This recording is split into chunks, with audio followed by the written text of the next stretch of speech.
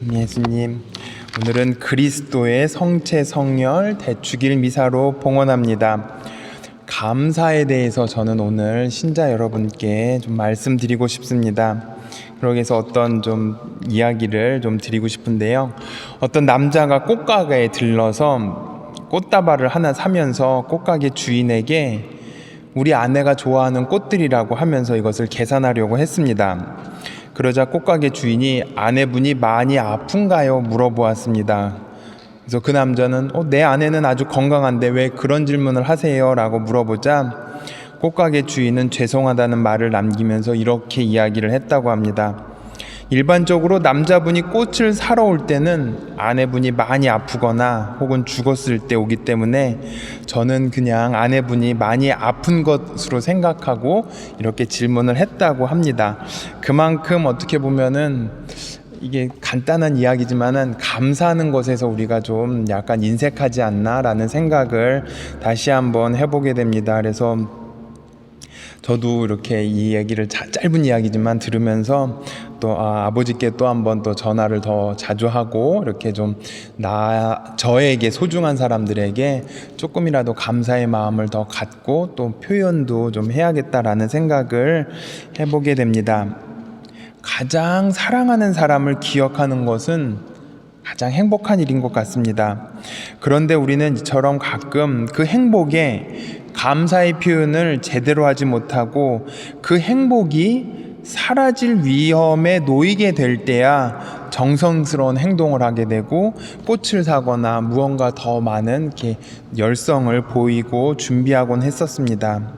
이제부터라도 내가 정말로 사랑하는 사람이 평상시에 옆에 있다고 이렇게 그냥 소원하게 지낼 것이 아니라 사랑하는 사람이 있기 때문에 더 감사하는 표현을 이렇게 많이 하는 우리 신앙인이 되었으면 좋겠습니다.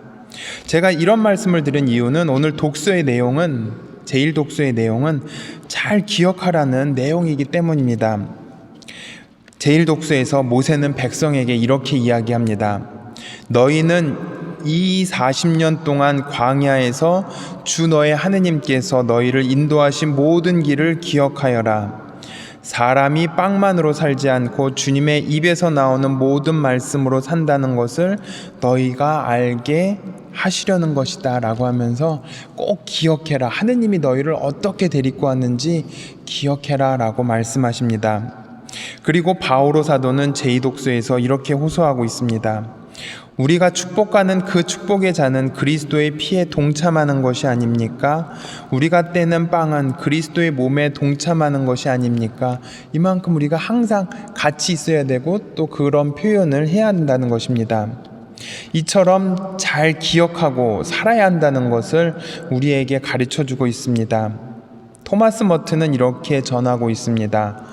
우리가 존재 자체에 감사하지 않는 한 우리는 우리가 누구인지 알지 못하고 존재와 삶의 의미를 아직 발견하지 못한 것입니다 라고 전하고 있습니다.